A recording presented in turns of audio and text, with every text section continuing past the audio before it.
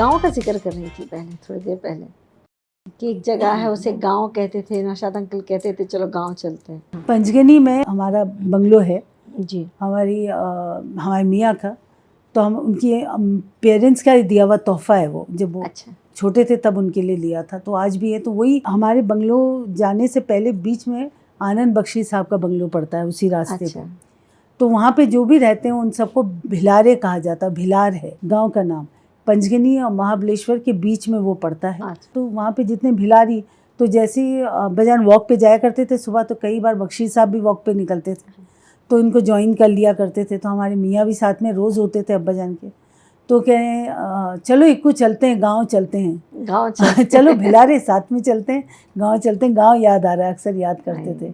और अब्बाजान को वहाँ बहुत अच्छा लगता था। पंचगनी और कहाँ के बीच में? महाबलेश्वर के बीच में एक पहाड़ जैसे वहाँ पे है ये। अच्छा। एक गांव है भिलार, वहीं पे। तो चलो चलते हैं, गांव चलते हैं। गांव बड़ा याद आ रहा है। बोला अंकल कहिए कब चलना है। मगर लास्ट में अब्बू को जाने का बड़ा इश्तिहार था कि हम चलें, हमको जाना है। डॉक्टर ने कहा वो ऊंचाई पे है, तो आप इनको मत ले जाइए, इनके लिए अच्छा नहीं है। अच्छा। तो वहाँ नहीं गए। अदरवाइज़ वो इनके साथ दादर गए थे। जब शुरुआती दौर में जब लखनऊ से आए थे तो रहने का इंतज़ाम नहीं था, तो कुछ वक्त उन्होंने फुटपाथ पे भी गुजारा। और उन्होंने हमसे कहा कि ना हम अभी हमारे बच्चे ये हमको ये नहीं खाना, मम्मा ये क्यों बनाया, हमको ये नहीं खाना। तो उन्होंने उस पर से हमको किस्सा सुनाया था कि जब हमारी अम्मा काली दाल बनाती थी तो हम गुस्से में घर छोड़ देते थे कि आपने काली दाल बनाई, हमको नहीं खाना, आपने क्यों बनाई। वो अम्मा बुलाती रहती थी, हम निकल जाते थे, दोस्तों के साथ खेलते थे, फिर परवाह नहीं होती थी। लेकिन जब हम बॉम्बे आए, he was only 14 years old I think that time. तो यहाँ पे ना कोई जान पहचान थी, ना कोई रिश्तेदार, तो रास्ते पे भी सोए। और लीला चिटनेस जी का जहाँ मकान था उसी बिल्डिंग में नीचे सोया करते थे। वो लांग के आती जाती थी इनको। वो ऐसे भी रहे हैं, वो इतना ऐसे दिन गुजारे। उन्होंने इतनी जद्दोजहद की, इतने एफर्ट डाले, इतना हार्ड वर्क किया जी, तभी तो जाकर आज इनका नाम इतनी ऊंचाई पर है माशाल्लाह। और वहाँ पे देखा होगा आपने, दादर में एक पंजाबी बड़ी सी होटल है, नाम हम भूल गए। वो जो ओनर थे वो अब्बू को खाना दे दिया करते थे।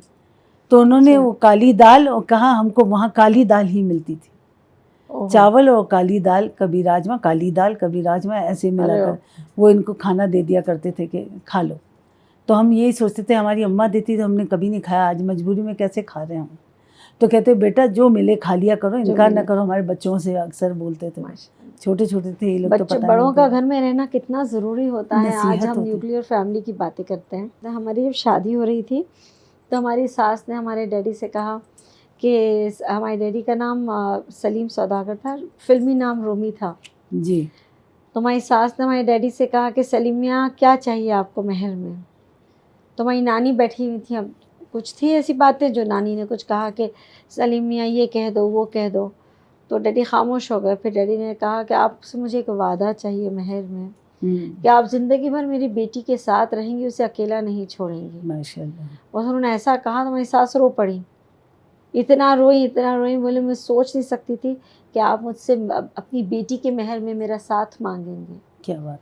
तो मम्मी डैडी का हमेशा हमारा कहना ये रहता था कि बड़ों की रहने से घर में बरकत होती है, और हमारे जो बच्चे हैं उनको जो तरबियत और तालीम और बड़ों का जो डर रहता है उससे इट्स वेरी इंपॉर्टेंट। आज के हिसाब से भी इट्स वेरी वेरी इंपॉर्टेंट।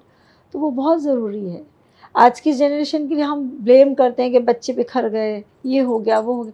हम खुद ही अपने बड़ों से दूर रह रहे हैं, बड़ों को वो वैल्यू नहीं दे रहे, तो कहाँ से होगा। बहुत ज़रूरी होता है बड़ों का साथ रहना। नहीं, जैसे हमने सुना था कि घर के बड़े चले जाते हैं तो सर से जैसे छत हट जाती है। ये छत क्या होती है, कैसे हटती है, ये हमने हमारे पेरेंट्स, पहले तो अब्बा जान गए जी, उसके 7 महीने बाद हमारी मम्मा चली गई, उसके 6 महीने बाद हमारे पापा चले गए, एक के बाद एक ये तीनों जो चले गए, तब हमने महसूस किया कि छत क्या होती है। छत क्या मैका एक होता है, मैका छूट गया हमारा, मैका कहीं नहीं है अब।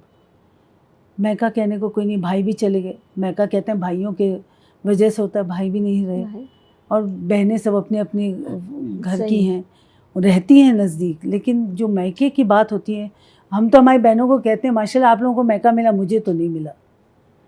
शादी के कुछ ही टाइम बाद सब बिखर गया। जैसे पापा ने सोच लिया कि अब बेटियों की शादी कर दी, साथ के साथ को निपटा दिया, अब हम सुकून से अब जा सकते हैं दुनिया से, जैसे कुछ ऐसे। आप अंकल को आपकी फिक्र तो बहुत रहती थी, बहुत ज़्यादा, बहुत चाहते थे। हमें याद है मुसरत की शादी में बहुत ज़्यादा फिक्रमंद रहते थे। 22 तारीख को उनका हम गए थे, उनका बर्थडे था अगस्त के, 24 को उनका इंतकाल हुआ। तो 22 को वो थोड़े अनकॉन्शियस जैसे थे, तो हम लोग गए थे विश करने के लिए। हमारी 2 बहनें उनको झुककर उन्होंने प्यार किया, पापा हैप्पी बर्थडे बोला, तो कोई जवाब नहीं आया। The moment I went and I said पापा, हम बात करते थे ऐसे बच्चों के जैसे उनसे, मेरे पापा ऐसे बोला, पापा हैप्पी बर्थडे पापा जानू, हैप्पी बर्थडे। तो बाकायदा ऐसे हट के देखा। तो हमारे मियाँ ने वीडियो भी किया है। हमने कहा तुम लोगों से मोहब्बत कम है मुझसे ज़्यादा। 7 बेटियां थी, लेकिन उन्होंने कभी नहीं कहा कि ये बहुत प्यारी, ये कम प्यारी, ये ज़्यादा, सब एक जैसे माशाल्लाह और माशाल्लाह। बेटियां बनाने का शौक था उनको, हर जगह बेटी तो चाहिए ही, बेटियां ही होती थी। हमारे ससुराल में भी 7 है, 4 भाई 3 बहनें, माशाल्लाह है अच्छी खासी। नहीं, भरे पूरे घर ही अच्छे लगते हैं मुझे, लगता है खाली घर एक हस्बैंड। मगर हम वही सोचते रहते हैं, अक्सर सोचते हैं कि काश सब साथ में होते। तो हमारे Fazail is the youngest grand child, Fazail सबसे छोटे हैं, और अगर सब साथ होते तो मतलब हमारे ख्याल से 25 या 28 के करीब तो ग्रैंड चिल्ड्रन रफ़ी साहब के माशाल्लाह। फिर बाहर ग्रेट ग्रैंड चिल्ड्रन भी हो गए माशाल्लाह। बाहर से लोगों को बुलाने की जरूरत नहीं, घर वालों से सारा घर बन जाए। माशाल्लाह। नौशाद अंकल हमेशा कहते थे ना कि आपके 7 सुर हैं तो आपके 7 बच्चे बराबर 7 सुर के हिसाब से आपके हैं, माशा हमेशा कहते थे uncle. They had very lovely bonding and in the family हम लोगों का हमेशा से रहा, क्योंकि हमारे मैके का भी हमेशा नौशाद अंकल से बहुत अच्छा कनेक्शन रहा, बहुत अच्छे रहे। वो अपने वो थे ना शफ़ी अंकल हमारी छोटी नानी के, हमारी नानी की छोटी बहन जो थी उनके हस्बैंड थे शफ़ी चचा, और वो हमारे नाना के कज़न ब्रदर थे। हम लोग बचपन में शफ़ी अंकल के घर कितना जाते थे मम्मा के साथ। स्कूल से आते थे, मम्मा जा रही आंटी से मिलने, तो हम लोग चले जाते थे। तो हम लोग वहाँ पे सारा दिन गुजार के शाम में शफ़ी अंकल, और शफ़ी अंकल ने हमारी बहन नूर जिसका इंतकाल हो गया उसको बेटी बनाया था। बहुत चाहते थे शफ़ी अंकल, नूर बहुत चाहते थे, बेहतरीन इंसान, बहुत चाहते थे। अच्छा अर्जुमनी, बताइए आपकी शादी कैसे हुई? हालांकि हम तो थे वहाँ पर, लेकिन हम आपकी ज़ुबानी सुनना चाहते हैं, आपकी शादी कैसे हुई, आप कैसे इंट्रोड्यूस हुई इस फैमिली से? हमारे मियाँ के लिए जब लड़की ढूंढ रहे थे तो कोटकर्नी साहब, डॉक्टर कोटकर्नी साहब, हमको भी बचपन से उन्होंने देखा हुआ है और इनको भी। अच्छा। तो उनसे पूछा कि इक्को के लिए दुल्हन ढूंढ रहा है तो कोई अच्छा ख़ानदान बताइए, आपके यहाँ तो आते लोग आते हैं। तो उनको स्ट्राइक किया अर्जुमन। तो उन्होंने कहा कि उनकी जो मिसेज़ हैं वो हमारी बड़ी बहन आबदा की बहुत अच्छी दोस्त हैं, फ्रेंड्स हैं, और बहुत अच्छी तरह से हमारे घर पे आती जाती थी, जान पहचान थी। तो उन्होंने कहा कि ना खान डैडी की जो बेटी है छोटी, उसकी गारंटी मैं दे सकता हूँ, आप उसको जाके देखिए। तो ये लोग आ गए बात करके देखने के लिए। वो भी किस्सा कुछ इस तरह से कि इनके बड़े बहनों ने कहा था कि लड़की पसंद आए तो फलां उंगली दिखा दीजिए, फलां उंगली, ऐसे कुछ उंगलियों का इशारा, बोल तो नहीं सकता दूल्हा, तो उंगली से इशारा कर देना कि विक्ट्री पसंद आ गई है। तो इन्होंने मुझे देखा तो भूल गए कि इशारे भी करना है। अब इनकी बहनें हमसे कह रहे, अरे मैं देख रहा हूँ कि इक्को कुछ इशारा करे तो मैं कुछ आगे बात बढ़ाऊँ, इक्को कुछ ही नहीं करा, तो इक्को कुछ कहा ही नहीं। घर पे जाने के बाद, अरे आई टोल्ड यू टू इशारा करना, तुमने किया नहीं, तो हम और लड़कियां देखने नहीं जाएंगे। तो सब क्लैप बजाने, हाँ पसंद आ गई। तो इस तरह से हम पसंद आ गए थे इनको, अपने बड़ों के साथ आए थे। माशाल्लाह। तो हम ये जानना चाह रहे हैं कि आपकी जो शादी हुई रफ़ी साहब के घर में, तो जान पहचान थी या किसी ने बात कोई लेकर आया था, कैसे हुआ? हमारी एक फैमिली फ्रेंड थी फौजिया करके, ओके, और वो हमारी फैमिली को भी जानती थी और रफ़ी साहब की फैमिली को भी जानती थी। हमारी मियाँ की फैमिली हमारी सास के यहाँ आया करती थी अक्सर। वैसे तो हमारे फैमिली में हमारे मामू के, हमारे डैडी के, हमारे नाना जो थे उनका काफ़ी म्यूज़िक के ताल्लुक़ से काफ़ी मुलाकात हुई है, काफ़ी सिलसिला रहा काफ़ी अरसे तक, बट शादी ब्याह के हिसाब से कभी नहीं हुआ जी। तो वो फौजियापा ने रिश्ता लगाया था जी। तो हमको जब ये आए थे घर पर हमारे, तो हमारे यहाँ एक मेड काम करती थी, उनका वो फातिमा भी करके थी, वहाँ पर साउथ की थी वो। अच्छा। और उन्होंने कहा कि देख लो ऊपर देखना, वही किस्सा आपके जैसा कि ऊपर देख लेना, नज़र उठा के देख लेना। अब ये बैठे थे सोफ़े पर और हमें ला के खड़ा कर दिया। सब बैठे हैं, सारे घर के बैठे, इनकी अम्मा बैठी, उनकी बहन, उनकी बहनों, हमारे खाला खालू, मम्मी डैडी नाना सब बैठे हैं, सब नानी हमारी सब बैठे। और बोला लड़के को देखो, कहाँ से लड़के करते हो? वही पॉसिबल नहीं।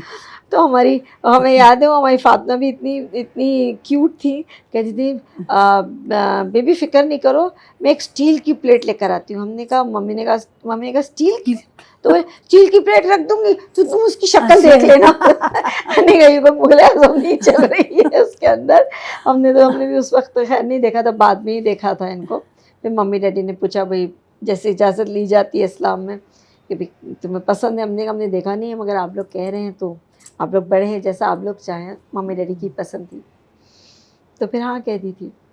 और फिर 40 डेज़ में तो हमारी शादी हो गई। Oh, it was like we got मतलब बात पक्की हुई दिसंबर में, 10 दिसंबर आई फील बात पक्की हुई जी। और 27 जन में हमारी शादी हो गई। अच्छा, it was very short time. हमारी भी, हमको भी देखा उन्होंने तो इनकी बड़ी बहन ने कहा कि परसों रख देते हैं निकाह। पापा ने कहा लोग कहेंगे अभी तक हुई नहीं, सडनली एकदम से निकाह कैसे होगी? तो मेरे और दामाद हैं, बेटियां हैं, सबको इन्फॉर्म करना होगा, हमको थोड़ा टाइम दीजिए। तो फिर वो इंगेजमेंट करके चली गई और फिर उस वक्त मुहर्रम था तो आना चाह रहे थे पहले तो देखने के लिए। तो पापा ने कहा अशरा हो जाए, एक 10 दिन मुहर्रम के गुजर जाएं, उसके बाद में आप लोग आइए। फिर ये लोग आए, पसंद किया, फिर कहा फ़ौरन शादी। पापा ने मना किया, फिर 6 महीने बाद शादी हुई। ओह अच्छा अच्छा अच्छा। 6-7 महीने हमारी बाद। शादी तो 40 डेज़ के अंदर ही हो गई थी।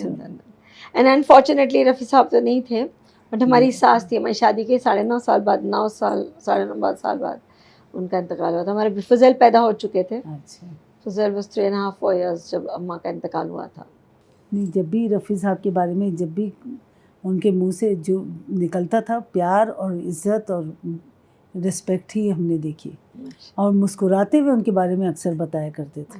और उनके इंतकाल का सुन के रो दिए थे, हमने सुना, रोए थे बहुत, उनको बहुत फील हुआ था। आपको कोई ऐसा गाना या कोई ऐसी शायरी अंकल की याद हो या अब्बा की आपको? नहीं, अब्बा जान के तो जो गाने हैं वो साथी का, मेरे जीवन साथी, फिर एक और है ये कौन आया, रोशन हो गई, कितने खूबसूरत गाने, बहुत खूबसूरत। और उस दिन हम लोग प्रोग्राम में गए थे, तब वो मुग़ल आज़म का एक गाना है जो लो आई सुबह के पर्दे से मौत की आवाज़, आपने गाया भी है वो? किसी ने तोड़ दिया जैसे ज़िंदगी का साज।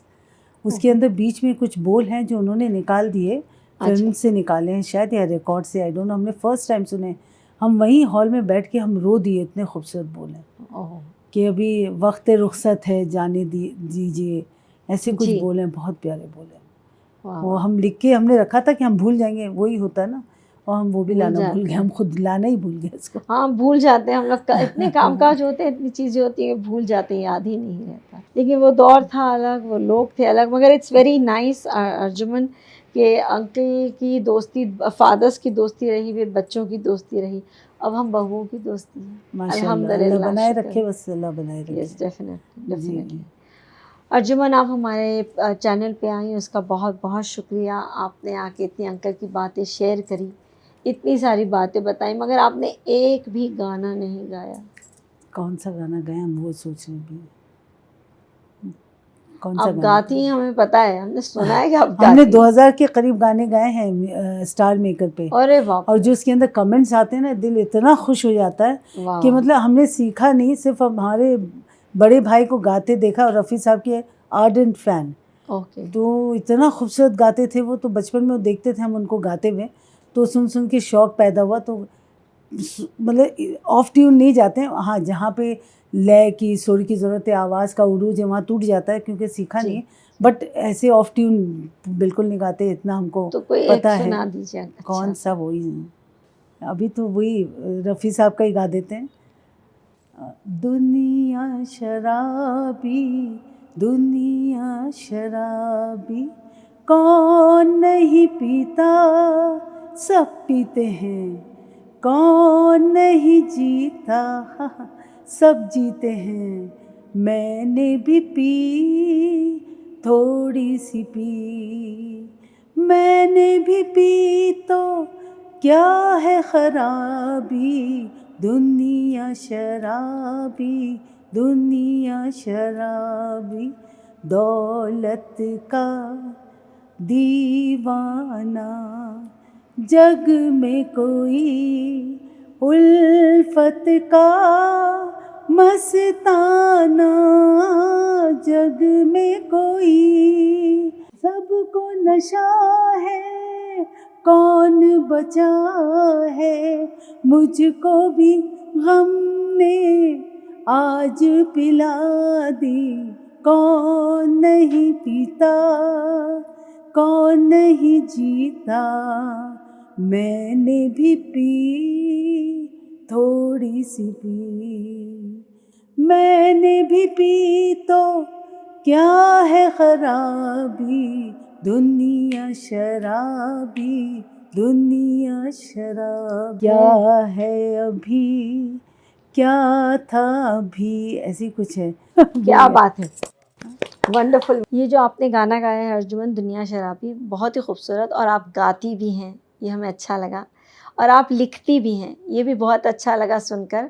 हमको हमारी मम्मा कहती थी कि तुमको गाने का शौक है, तुम नौशाद साहब को क्यों नहीं सुनाती, तो उस वक्त एक झिझक थी कि अब्बू ये ना कह दें कि तुमको आता नहीं, क्यों गा रही हो, मत गाओ। हालांकि वो बेचारे कभी नहीं कहते, बट हाँ। नया नया हमारे लिए था सब कुछ, तो हमने सुनाया नहीं।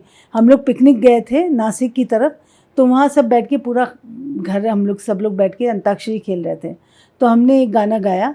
अब्बा जान अंदर वो था डाक बंगला, तो अंदर अब्बा जान आराम कर रहे थे, पूरा सफ़र करके गए थे। तो हम वहाँ से हमारी बड़ी ननद जुबैदा अंदर से निकली तो मुस्कुराते हुए आई। तो हमने कहा या अल्लाह, अब्बू ने सुन लिया, अब कुछ ना कुछ मजाक उड़ा होगा मेरा, कुछ कहा होगा कि क्या गा रहे हैं। तो आके हमारे कान में बोला, आपको पता है अब्बा जान ने आपकी आवाज़ सुनी। हमने कहा क्या कहा, तो कहने लगी कौन गा रहा है, तो हमने कहा अर्जुमन। अच्छा। तो कहने लगी कि बड़ा सुर में गाती है। वाह वाह वाह। तो हमारा उसी वक्त हम तो खुश हो गए। उसके बाद घर आने के बाद वो बाकायदा हमारे कमरे में आए और हमसे कहा इक्कू जो आपकी दुल्हन है अर्जुमन बहुत सुर में गाती है, बहुत प्यारा गाती है। माशाल्लाह। तो हमने कहा सीखिए, अब्बा जान ने तारीफ की, आपने सुन के भी नहीं सुना। हस्बैंड से तारीफ थोड़ी कम मिलती है, ऐसी बात नहीं है। हर चीज़ में कम हो जाते हैं। वो पकवान का कैसा बना, अभी तो पहला निवाला गया। हमने कहा देखिए मुंह में रखते टेस्ट का पता चल जाता है, आप बताएं खाने तो दो। हमने कहा हमको जल्दी बताइए, हमने मेहनत करी है। अच्छा, हमारे मियाँ जब खा लें उस वक्त बात नहीं कर सकते, कैसा भी खाना कुछ भी कुछ। अब क्योंकि शुरू में हम कहते थे आप तारीफ़ ही नहीं करते। अच्छा मम्मी के यहाँ जा रहे हैं, तारीफ़ नहीं करें, मम्मी कह रही भाई शायद तो तारीफ़ ही नहीं करता, बताता ही नहीं अच्छा लगा नहीं लगा खाना, पता तो चले। तो हमने कहा फिर बाद में हमें पता चला कि ये कहते तो मैं खा लेता हूँ ना खाना, तो समझ लो अच्छा है खाना। वही तो मुश्किल है। और अगर मैं बुरा कह दूं तो समझ जाना बुरा, मैं कुछ नहीं कह रहा हूँ, मतलब खाना अच्छा है। अभी जो पकाता है इतनी उसका अप्रिसिएशन थोड़ा तो जरूरत होता है हमको। तो इज्जत इतनी तो पहले निवाले पे हम पूछे कैसा लगा, मतलब पहला निवाला गया तुमको जल्दी पड़ी, हम बाद में बताएंगे। इनको चाइनीज का, इटालियन, कॉन्टिनेंटल वो सबका शौक था। मुगलाई फूड इतना पहले नहीं खाया करते थे, तो वही सब हमने क्लासेस खास थी कि चाइनीज़ है, कॉन्टी है, वो सब बनाने इनके लिए, सब बना के उनके लिए रखे, तो उनको वही खाने अच्छे लगते थे। खाने के बाद कैसा लगा, मैंने कहा खा लिया ना, अब कैसा लगा, हाँ अच्छा था, खा लिया ना, खत्म कर देना, और क्या चाहिए, क्या चाहिए मतलब। नहीं, हमने तो इनके लिए खास सीखा गलावट के कबाब, बोटी कबाब, फिर हम काली खिचड़ी वहाँ लखनऊ में बहुत बनती, इनको पसंद है। वो बारिश हुई तो काली खिचड़ी बनाओ, बेसन की रोटी बनाओ। तो ये हमारी मम्मा के यहाँ तो ये पकवान थे नहीं। मम्मा सौराष्ट्र की तरफ थी, गुजरात साइड के थी उनकी अम्मा। पापा गोवा से थे, तो हमारे यहाँ मछली और ये सब का गोवन स्टाइल का या वहाँ का गुजरात स्टाइल का बनता था। मगर यहाँ आने के बाद यूपी स्टाइल का, लखनऊ का हमको फिर सीखना पड़ा। और इनके वही पर्टिकुलर पकवान रहते हैं, उनको वो बहुत शौक से खाते हैं। अरे मम्मा, वो आके मुझे मम्मा कहते हैं, मम्मा क्या पका रही हो। हम ये बना रहे तो बड़े खुश जाते हैं उनके इस टाइप का। गोवा वाली बहन हमारी आएगी, तो एक बार वो बैठी थी जायदा पर, तो आके इन्होंने बोल दिया कि ना अरे मम्मा सुनो मम्मा, तुमने ला जी ऐसे, अल्लाह भाई मम्मा ये आपकी निकाह में है, इसको मम्मा नहीं, अरे इसको कुछ और अर्जुमन बोलिए कुछ नाम से। उन्हें हाँ वो अच्छा सुनो अर्जुमन। अब वो थोड़ी देर बाद मम्मा, अरे इक्कू भाई तौबा करिए, मम्मा नहीं आपकी बीवी है, तो उनको मम्मा से बुलाते हैं। वो बच्चों के साथ आदत हो गई मम्मा मम्मा कहने की। हमारे मियाँ को खाने का शौक है, पूरी ससुराल को खाने का शौक है। सारे बच्चे, सारी बहुएं, सारी बेटियां, सारे दामाद, पोता पोती, नाती नवासी, सबको खाने का शौक। Very foodie, we are very foodie. And basically हमको भी शौक है, हमारे फजल को, हमारे फैमिली में भी। हमारे डैडी तो बहुत ही कम खाते हैं, उनको इतना शौक नहीं, मगर we all are very foodie people. बहुत ज़्यादा खाने पीने का एक से एक चीज़ें बनकर टेबल पर होनी चाहिए। वो बहुत ज़रूरी है। हम हमको हर रोज़ कुछ नया बना के डेकोरेशन करके इनको देना पड़ता है हाँ, कि सिर्फ हम आपको तस्वीरें बाद में दिखाएंगे, आप देखिएगा, और डेकोरेशन के साथ हम देते हैं, कुछ ना कुछ नया बनाते हैं, डेकोरेट करते हैं, तस्वीर खींचते हैं, फिर अपनी बड़ी ननन को भेजते हैं, कि भाई ये वो भी देख के आपके बड़ी भाई। खुश हो जाती हैं कि अरे वाह। और फिर कैलीग्राफी करते हैं, वो उनको भेजते हैं, वो भी देख के, हमको अरेबिक कैलीग्राफी का बहुत शौक है। माशाल्लाह माशाल्लाह काफ़ी हमने लिखा भी, हम बताएं तस्वीर आपको। अरे very good, calligraphy that's a good talent, माशाल्लाह, दैट्स वेरी नाइस। अभी मल्टीपल टैलेंट, जैसे शायरी कर लिया, गाना गा लिया, कैलीग्राफी कर लिया, कुकिंग कर ली, सब करते रहते हैं जिस बहुत चीज़ अच्छी का बात मूड है, हो। Very very nice. अच्छा, अब आपने आपको इतना मसरूफ़ रखती हैं, घर पकाते में ही पकाते सही। हमको अक्सर जहन चलता है, सुबह में यही चल रहा था, तो हमने खूब सारे ना पैराग्राफ्स शायरी के लिख दिए। अच्छा, फिर हमने, हमको वहाँ से जवाब आया, हाँ कुछ दुख चल रहा। हमने कहा भैया कोई दुख नहीं यार, हमारे जहन चलता है इसमें, हम वही लिख देते हैं। हाँ, आपने लोग आपके डीपी को देखकर या कुछ लिख देंगे, पोस्ट डाल देंगे, अच्छा। सोचेंगे कि आप दुखी हैं, आपकी ज़िंदगी में कोई परेशानी चल रही है। अरे कुछ अच्छा लगता है, पोस्ट कर देते हैं, परेशानी ज़रूरी तो है नहीं। ये है, हम लोग जिंदा हैं तो परेशानी साथ में चलेगी, कुछ अरे ना कुछ लेकिन इंसान को परेशानी रहती है। True. कभी कुछ टूट गया, कभी वो तो परेशान उससे हो गए, हस्बैंड से हुज्जत हो गई, हुज्जत ना करे बीवी तो बीवी किसी काम की नहीं है, हुज्जत तो ज़रूरी है। हमारी बेटी क्या आप डैडा का पीछा लिए रहती हैं। मैंने कहा हेलो, उसके बिना हमको मज़ा नहीं आती, हमको पीछा लेना उनका, तुम लोग मत रोको हमको। हमारी भाभी की बेटी उमारा बाहर से गई, छोटी थी वो भी, तो उसने कहा मम्मा मम्मा चाची ना अब्बा जान को गाना सुना रही है, चाची यानी हम। अच्छा, तो भाभी ने, अरे चाची गाना सुना रही है, भाभी भाग कर आई। अच्छा। हमको देखा था, तुमने अब्बा जान को गाना सुनाया? हमने कहा नहीं, तो तुमने नहीं, उमारा ने कहा तुम गाना गा रही हो। हाँ। हमने कहा नहीं, आशा भोसले। अरे हम समझे तुम गा रही हो, क्या उमारा चाची थोड़ी, वो आशा भोसले। मैंने कहा आप जल गई ना, आपको जलन होगी क्या? चुप रहो तुम, कुछ मत बोलो। मैंने कहा देखिए आपकी बेटी ने मुझे आशा भोसले आशा कह दिया, भोसले कितना कितनी बड़ी बात है, हमारी आवाज़ उनकी जैसी, आप समझती नहीं, आपको क्यों जलन हो रही है? बच्चे ने सही बोला, तो चुप करो। बहुत प्यारी है वो भाभी भी, बहुत प्यारी है, बड़ी मोहब्बती है वो भी। और क्या खूबसूरत है, such a beautiful lady she was, definitely definitely. हम लोग तीनों मिलते हैं तो बड़ा मज़ा आता है। उस दिन आए थे हमारे घर, दोनों आई थी, तो जाने जो लगी तो हमने कहा बैठिए ना, आप लोग कहाँ जा रही हैं? वो नहीं ऐसा, तो हमने कहा बैठिए ज़रा दुनिया की बुराइयाँ करें, मज़ा आएगी। गॉसिपिंग दर्ज कर ले। अभी तो बाकी है लोगों की बुराइयाँ करना बातें बाकी है, अभी तो आपस की बात ही, दोनों बहुत हंसी। यार तुम शुरू होगी, चुप करो। हमारी जेठानी हमको, हमारी सबसे बड़ी जेठानी सईद भाईजान की वाइफ ज़किया भाभी, हमको उल्लू बुलाती हैं, क्योंकि फुज़ैल रहते हैं अमेरिका में, तो हमें वो दोनों टाइम के हिसाब से चलना होता है, हम रात को जाग रहे होते हैं अक्सर। जी। तो उनका जब भी फ़ोन आता है, लंदन के टाइम से थोड़ा सा यहाँ की रात हो चुकी होती काफ़ी, तो जब फ़ोन करेंगे, मेरा उल्लू जाग रहा है या सो रहा है? सबसे बड़ी है, मैंने कहा आपका उल्लू जाग रहा है, फ़ोन का इंतज़ार कर रहा है। और फिर वो फौजिया भाभी थी, हामिद भाईजान की वाइफ, उनके साथ भी रातों को 2-2, 3-3 घंटे हम लोग इतनी बातें करते थे, और किसी की गॉसिप नहीं। बेस्ट पार्ट तो ये था, कोई फैमिली कॉन्वर्सेशन ही नहीं होता था। आपसी बात, बड़ी भाभी से सिर्फ हदीस और कुरान की बातें होती थी, माशाल्लाह। वो इतना हदीस और इतना कुरान सुनाती थी कि हम बैठे बैठे हम बोलते भाभी अब आपके लोगों को नींद आ गई। नींद आ गई। और फौजिया भाभी जो थी, उनसे तो दुनिया भर की इधर उधर की बातें, क्योंकि वो शी वाज इनटू रिफर्बिशिंग, वो माशाल्लाह रिफर्बिशिंग में थी और इंटीरियर्स में थी पूरी तरह से, और फिर उनका रेस्टोरेंट भी था, तो एक से एक रेसिपीज़ दे दिया करती थी हमें फ़ोन पर, उन्हें बातें कर रहे हैं, ये बच्चा ये कर रहा है, वो बच्चा वो कर रहा है, वो बच्चे ने ऐसे बदमाशी, अपने ही खुद के बच्चों के बारे में, एजुकेशन के बारे में। उनसे रात को, रोज़ रात को लंदन से एक ज़किया भाभी का फ़ोन आता था और एक फौजिया भाभी का, रात को बातें बातें बातें। कभी कभी पूछ किससे बात कर रही है, भाभी से बातें कर रहे हैं फ़ोन के ऊपर। तो that relation and rapport is so important ना, फैमिली हम तो का चले जाते हैं कभी बड़ी भाभी के पास, कभी ग्राउंड फ्लोर बैठते हैं, बातें करते हैं इधर उधर की, ज़रूरी है, हमेशा बहुत से। अच्छा हाँ, लगता है, अच्छा मज़ा लगता। हमारी सास थी ना, हमारी नई नई शादी हुई थी, तो हमें मीठे का बड़ा शौक़ था, तो 4 माले पे वो रहती थी, 5 माले पे हम थे, फर्स्ट फ्लोर उनका बन रहा था। तो उनका ये था कि फिरदौस को मीठा पसंद है, अब कभी सबके सामने मीठा लेकर आती थी तो सब मजाक उड़ाते थे, हाँ हाँ फिरदौस के लिए लेके जाओ मीठा, बहू के लिए चाहिए, नई नई बहू आई है ना, तो रुपट्टे में ऐसे कटोरे ले मैंने लेके दे आई तेरे लिए, खा ले। मतलब ये सब देखेंगे, पूछने लग जाएंगे यहाँ फिरदौस के लिए मीठा लेके गई। और जब भी बीमार होती थी, हम हॉस्पिटल में उनका ख्याल रखते थे, तो वो जब भी बीमार होती थी उनको सिर्फ फिरदौस चाहिए, हमारी शादी के बाद फिरदौस चाहिए, तो सूप वूप पिलाए, खाना वाना खिलाए, कुछ करे। तो एक दिन बीमार हुई तो हम बैठे थे वहाँ पर और खाना आया, तो खाना रखा हुआ है, हमने कहा पता नहीं किसने कहा अम्मा ठंडा हो रहा है पी लीजिए, तो हमारी तरफ देख के बोलती तुम नहीं पिलाओगी, हमने कहा हम अभी पिला देते हैं आपको।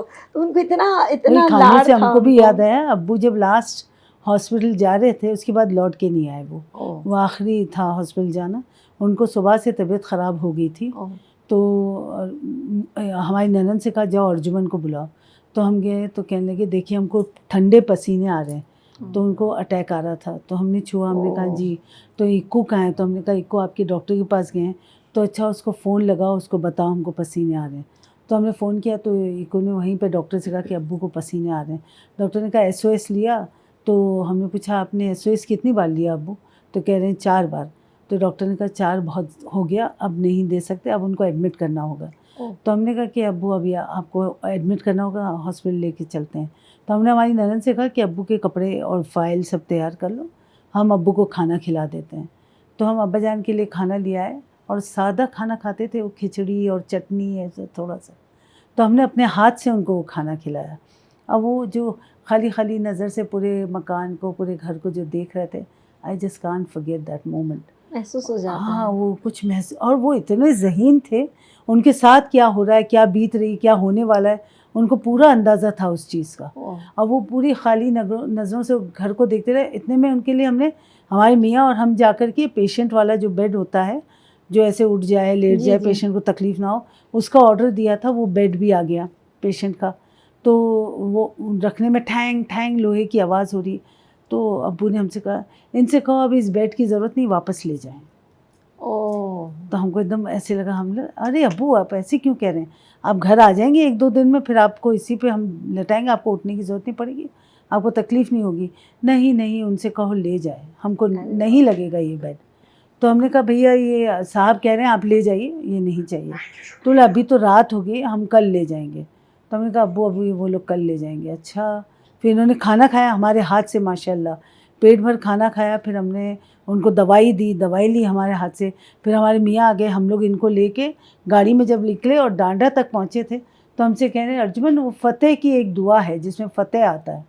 तो हमने कहा जी नस्र मिनल्लाह व फ़तहुन करीब। तो कहने लगे वो हमको लिख के देना, हम रात में पढ़ेंगे। तो फिर जब हॉस्पिटल पहुँचे तो ये लोग अब्बू को लेके ICU में चले गए। हमने उनका एडमिशन करवाया और वो बैठ के हमने बाकायदा बड़े बड़े हुर्फ़ों में लिखा नस्र मिनल्लाह व फ़तहुन करीब। और हम गए तो हमने हमारे मियाँ को दिया, उन्होंने बोला नहीं तुम ही अंदर जाके दे दो उनको। तो हमने दिया, हमने कहा अब्बू देखिए हमने लिखा आपके लिए। तो कहे हम ये रात में पढ़ेंगे, आप हमारे तकिए के नीचे रख दीजिए। तो फिर हमने वो तकिए के नीचे रख दिया उनको कि वो पढ़ते रहेंगे। और फिर एक साहब आते थे, उन्होंने कहा मैं आपको हेडफोन ला के देता हूँ, आपको वॉकमैन ला के देता हूँ, आप उसमें अपने गाने सुनिए। तो कहें हमको इसकी ज़रूरत नहीं है, हम पढ़ रहे हैं, दुआएं पढ़ रहे थे वो, हमको इसकी ज़रूरत नहीं है, क्या बात है। आप ले जाइए वापस। अब वो बाकायदा दुआएं पढ़ते रहे वो। माशाल्लाह माशाल्लाह माशाल्लाह। नेक लोग ऐसे ही उनको इल्हाम हो जाता है। बाकायदा माशाल्लाह नमाजें नहीं छोड़ते थे, नमाज बराबर पढ़ते थे। ईशा की नमाज ऊपर जब आते थे कमरे में, ईशा की नमाज होगी, बैठ के पढ़ लिया। फिर यासीन शरीफ पढ़ते थे। पढ़ने के बाद हमारे बच्चे एज़ यूजुअल जो उनके ऊपर सवार हो जाते थे, अब्बाजान, तो उनके ऊपर से वो यासीन शरीफ की हवा देते थे। अब्बाजान हमारे सर पे वो तो दिया जाता था बच्चों को। और फिर चलो पैर दबाओ हमारे, तो बाकी बच्चे तो बैठ जाते थे। हमारी जो छोटी वाली है, बहुत काम है अब्बाजान अभी आ रहे हैं, भाग जाती चली जाती थी। 4 दिन तक वो बुलाते रहे, 4 दिन तक काम था। चौथे दिन उन्होंने हमको बुलाया कि अर्जुमन को बोला आप इसको बहुत ज़्यादा काम देती हैं क्या? हमने कहा नहीं, इसको कौन देगा, छोटा सा टाइनी टॉट, इसको बिल्कुल नहीं। कह रही है हमसे 4 दिन से हमको कह रही है कि हमको बहुत काम है घर में, हम आ रहे हैं, इसीलिए हम पैर नहीं दबा सकते। एकदम पैर नहीं दबा सकते। तो हमने बोला सिद्रा इधर आओ, बहुत बुरी बात। अब्बाजान ने बुलाया, तुम गई नहीं? मम्मा प्लीज़। हमने कहा अब्बाजान पैर दबाने कह रहे थे, क्यों नहीं दबाया तुमने पैर? हम क्यों दबाए, जब रशीदा फूफू उनके पास बैठी, रशीदा फूफू मुँह क्या तक रही, पैर दबाइए। वो अपने फूफो से कह रही मुँह क्या तक रही, आप पैर दबाइए। तो अब्बाजान ने कहा ये जितनी ज़मीन के ऊपर है उतनी ज़मीन के नीचे, इसको कम ना समझो, बहुत बदमाश है ये। वो अब्बाजान ने उससे जानबूझकर इसलिए लड़ते थे क्योंकि वो बहुत बोलती थी, नया नया बोलना सीखा था, उनको अच्छा लगता था। किसी बच्चे से उज्जत नहीं करते थे, उससे ज़रूर करते थे वो। क्या हम बच्चे भी नसीब